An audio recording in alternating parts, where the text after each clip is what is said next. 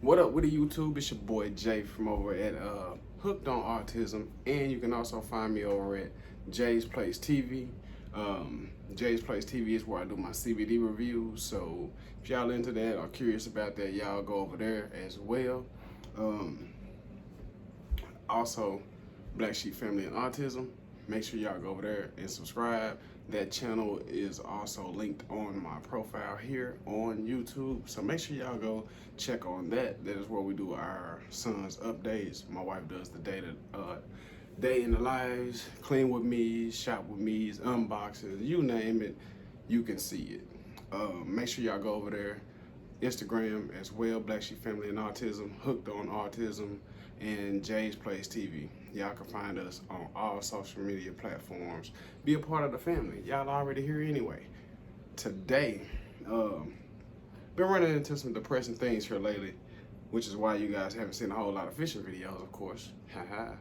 But went out fishing today, and I got it's old to me, sort of. Guggen Squad makes a, let's see what it is. Makes a 6'6", I don't know if it's medium fast, but it's a two-piece, right?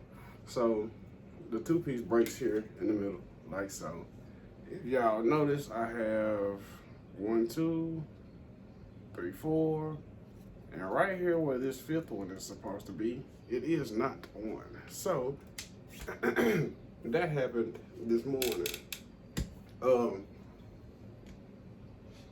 So kind of messed up my day, but after finally taking about 5 to 10 minutes to break it and get it out of there, it still managed to actually be usable. So I'm gonna use it until I can afford to do better. If anybody got an old rod laying around, holla at your boy. Preferably a two-piece, but it ain't got to be. But what I did notice after it broke was my braid that I have on there is discolored, and I want to say it's still strong, but it's probably time for a re-spool. So that's what we'll be doing today. I also noticed that I can throw out with this. Let me just shorten this down so I stop beating the walls up. I also noticed that when I was throwing out today, I could actually throw all of this out to the very end of the spool. So clearly it's time for some more thread, more string, more line, whichever one you guys want to call it. So y'all will be a part of that today. Let me put out this Newport so I can get busy. All right, so what I did today was I threw around a lipless crankbait in a crawl pattern. It's my first time fishing with a lipless crankbait, and I actually caught like 3 small fish, but it kind of got me a little more eager to use crankbaits. So I'm thinking I'll use this rod here for my crankbaits and maybe my jigs, so I can get them out farther, and use my bait caster for more so my Texas rigs, my frogs, and things of that nature. So jigs, crankbaits, and drop shots I'll change up depending on the current situation at the pond, the conditions, and all of that. This is gonna be the rod for that. So we're gonna unspool it, and the quickest way I've figured out how to do that is to either open the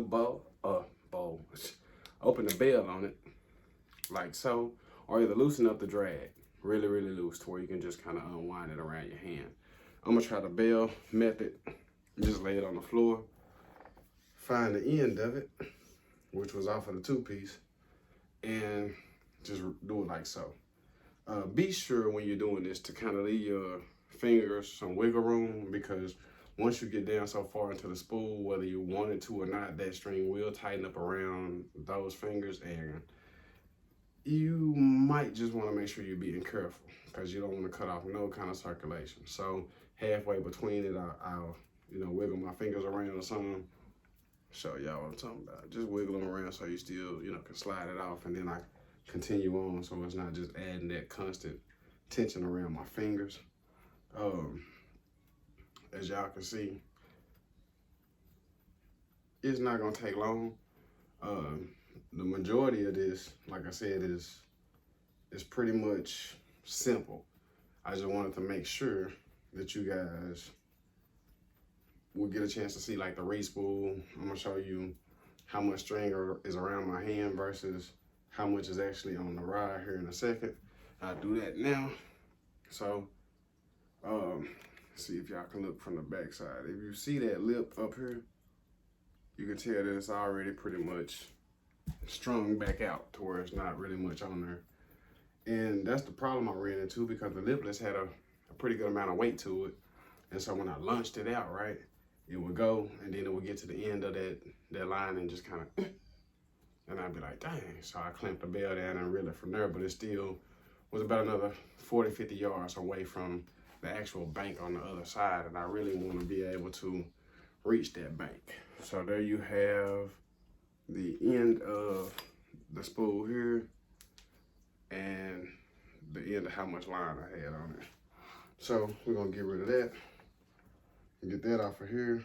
What I like to do is use fingernail clippers to actually clamp or clip that line. And I just saw the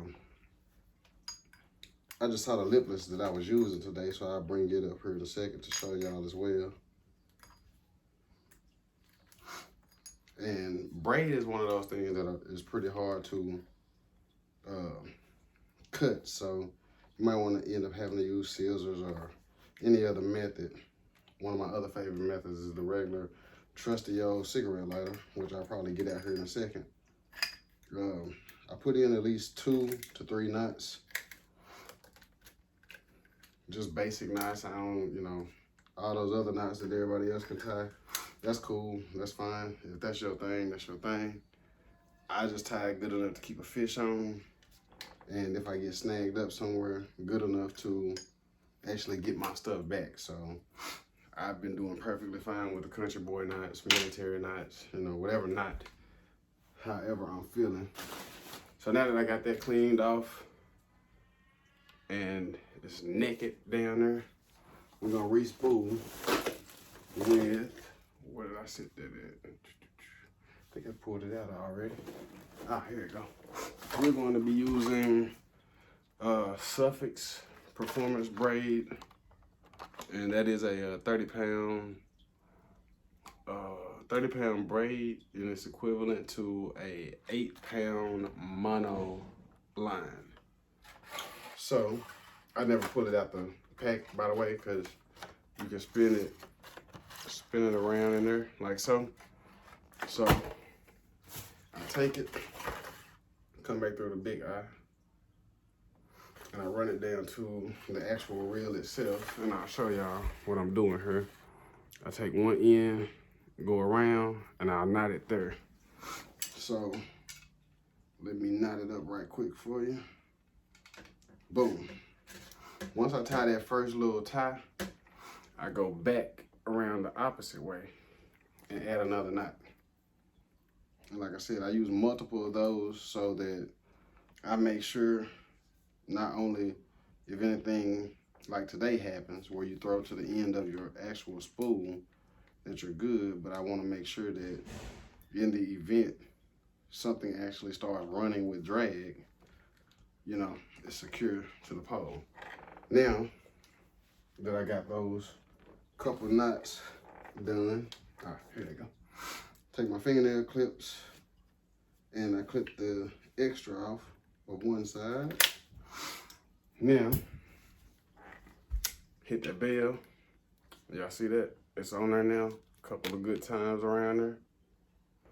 And from here, we just fill the spool up. And literally this time I'm gonna fill the spool up. And I just let this drag across the floor, which is kind of irritating, but at the same time, it won't take long.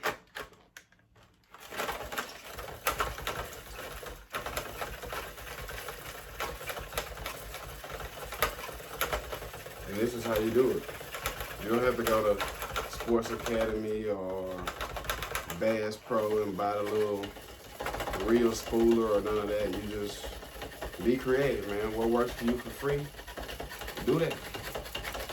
Because I guarantee you, it might be a small difference with it, you know, as far as putting it on your reel and all of that. It might be a small difference. It might be a little easier for some people, but it ain't never stopped me from going fishing. So why would I go buy something that I really don't need when I can just spool it up like this? Not saying that for those of you that have those, I think they're pretty cool. I just don't prefer to go buy them. Now, the one thing that I will tell you about an open face reel is now that I've spooled it, you see how much of this little lip I have left still here? You want to keep a little bit of that lip still there, because if you ever over spool one of these and you go to cast it, it will bird's nest just like a bait caster. Believe it or not, I didn't think that that was true, but I have overspooled one. I've overspooled this one, matter of fact, twice. And I was frustrated because when I went to cast it out, it just bunched up here. And I was like, man, what in the world is going on? So that's another tip. Leave yourself about as much room on there as you can toward the end. And you'll be good to go. So let's get the rest of this out of the way. Clip off my tag in. Braid never left. Stick my finger in here. Roll the string back inside. Boom. Back in the backpack. The actual crank lipless that I use today is this one. It's in a craw color. This is the one I used today to catch. I think I caught 3 fish on it. This is the one I'm gonna spool up and put back on. Well, this is the one I'm gonna put on after it's spooled up as of now. And when I go back to the pond again, I'm gonna throw this one and maybe have a little more range on it and see what happens, you know, with a little more range on it. So that is what I'll be putting on here. And like I said, it has a nice craw coloration to it. I don't know the weights or anything on it. I see an X at the bottom, so not really sure who even made it, but this is my first lipless that I've ever caught anything on, so hey, can't beat it. We got the spool up on, spooled up nice and good. That's all I wanted to show y'all for today.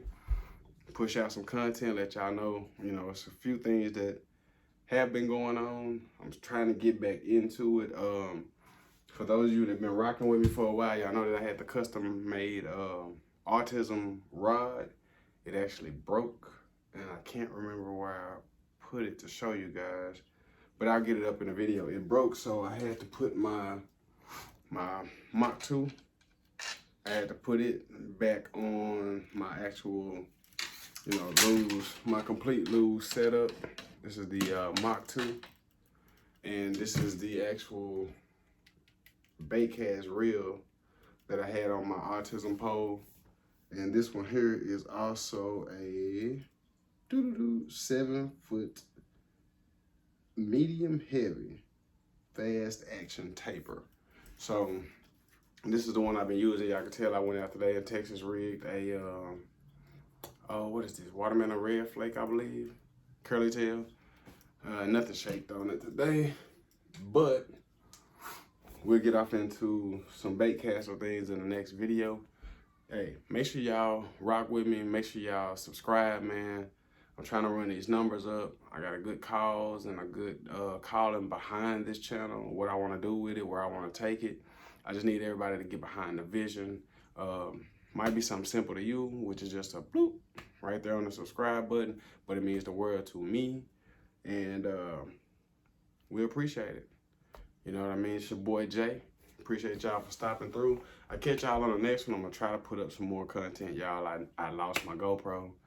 Had the Hero 8 and don't have the Hero 8 right now. So it's been kind of tough trying to do it from the phone or drone, or all of that is just, it's too complicated at the moment. So I'm trying to get my GoPro going. So anybody got two of them laying around? Hey, I'm open to donations, you hear me? But with that being said, much love to y'all. Stay out there. No matter what you do, keep trying. Don't ever give up. Just because y'all don't catch the big fish that some of our favorite YouTubers catch, it don't mean that you're not, a fisherman. It don't mean that you're not learning. It don't mean that your technique is off. You got to understand it's a little different fishing different bodies of water. You know what I mean? We can't really always hit a trophy pond or lakes that are stocked with bigger, ponds or lakes or whatever that are stocked with bigger fish. So the fish that we catch are the natural fish in their natural habitats most times. Not saying that those are not as big as those fish, but it's kind of a little rare. You feel what I'm saying? So don't get discouraged if you catch a 3-pounder and somebody else catching 8s. You still catching fish. The purpose of going fishing is to relax and enjoy yourself anyway. Challenge yourself. You know what I mean? Throw a different lure. Throw something that you ain't never threw in a lake before. See if it works. Try a different setup. I'm just now fishing wacky rig. You know what I mean? Just try different stuff. I got orange Cincos and pink Cincos. You know what I mean? I'm throwing a lot more crawls with a lot more colors to them. Like I just told y'all, I'm throwing a lipless for the first time. I caught 3 fish on it. It wasn't nothing to brag about, but I caught them, you know what I mean? So sometimes changing up and doing something you ain't never did also means you're showing the fish something that they never seen in most cases. So make sure y'all do that, man. Stay focused, stay energetic, stay positive, and we'll catch y'all on the next one. Peace.